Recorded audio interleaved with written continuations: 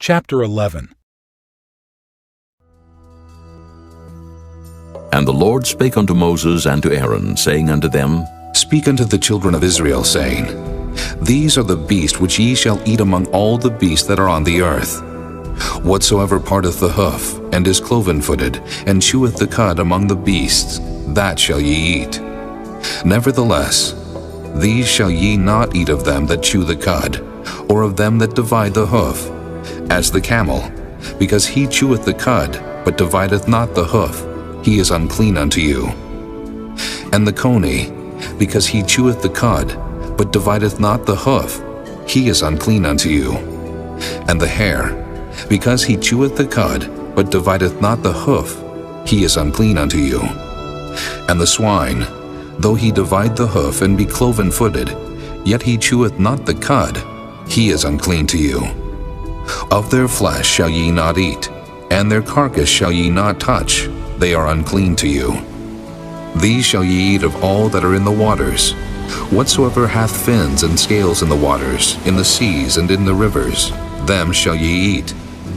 And all that have not fins and scales in the seas and in the rivers, of all that move in the waters, and of any living thing which is in the waters, they shall be an abomination unto you. They shall be even an abomination unto you. Ye shall not eat of their flesh, but ye shall have their carcasses an abomination. Whatsoever hath no fins nor scales in the waters, that shall be an abomination unto you. And these are they which ye shall have an abomination among the fowls. They shall not be eaten. They are an abomination. The eagle, and the ossifrage, and the osprey, and the vulture, and the kite after his kind, every raven after his kind, and the owl, and the nighthawk, and the cuckoo, and the hawk after his kind, and the little owl, and the cormorant, and the great owl, and the swan, and the pelican, and the sheer-eagle, and the stork, the heron after her kind, and the lapwing, and the bat. All fowls that creep going upon all four shall be an abomination unto you. Yet these may ye eat of every flying creeping thing that goeth upon all four, which have legs above their feet to leap withal upon the earth. Even these of them ye may eat, the locust after his kind, and the bald locust after his kind, and the beetle after his kind, and the grasshopper after his kind. But all other flying creeping things which have 4 feet shall be an abomination unto you. And for these ye shall be unclean. Whosoever toucheth the carcass of them shall be unclean until the even. And whosoever beareth aught of the carcass of them shall wash his clothes and be unclean until the even. The carcasses of every beast which divideth the hoof, and is not cloven-footed, nor cheweth the cud, are unclean unto you. Every one that toucheth them shall be unclean. And whatsoever goeth upon his paws among all manner of beasts that go on all 4, those are unclean unto you. Whoso toucheth their carcass shall be unclean until the even. And he that beareth the carcass of them shall wash his clothes and be unclean until the even. They are unclean unto you.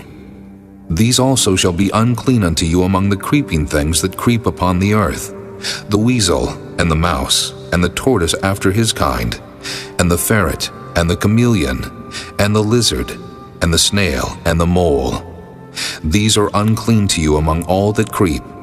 Whosoever doth touch them, when they be dead, shall be unclean until the even. And upon whatsoever any of them, when they are dead, doth fall, it shall be unclean. Whether it be any vessel of wood or raiment, or skin or sack, whatsoever vessel it be, wherein any work is done, it must be put into water, and it shall be unclean until the even, so it shall be cleansed. And every earthen vessel, whereinto any of them falleth, whatsoever is in it shall be unclean, and ye shall break it. Of all meat which may be eaten, that on which such water cometh shall be unclean, and all drink that may be drunk in every such vessel shall be unclean. And everything whereupon any part of their carcass falleth shall be unclean, whether it be oven, or ranges for pots, they shall be broken down, for they are unclean and shall be unclean unto you. Nevertheless, a fountain or pit, wherein there is plenty of water, shall be clean.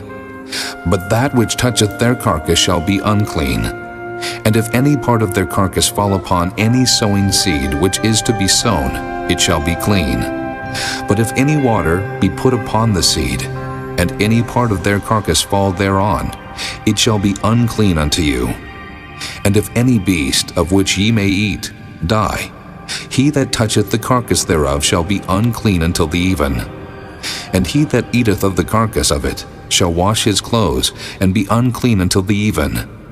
He also that beareth the carcass of it shall wash his clothes, and be unclean until the even. And every creeping thing that creepeth upon the earth shall be an abomination, it shall not be eaten.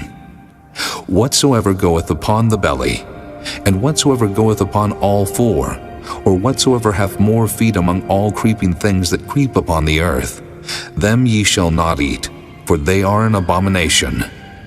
Ye shall not make yourselves abominable with any creeping thing that creepeth, neither shall ye make yourselves unclean with them, that ye should be defiled thereby. For I am the Lord your God. Ye shall therefore sanctify yourselves, and ye shall be holy, for I am holy. Neither shall ye defile yourselves with any manner of creeping thing that creepeth upon the earth. For I am the Lord that bringeth you up out of the land of Egypt, to be your God. Ye shall therefore be holy, for I am holy. This is the law of the beasts, and of the fowl, and of every living creature that moveth in the waters, and of every creature that creepeth upon the earth, to make a difference between the unclean and the clean, and between the beast that may be eaten and the beast that may not be eaten.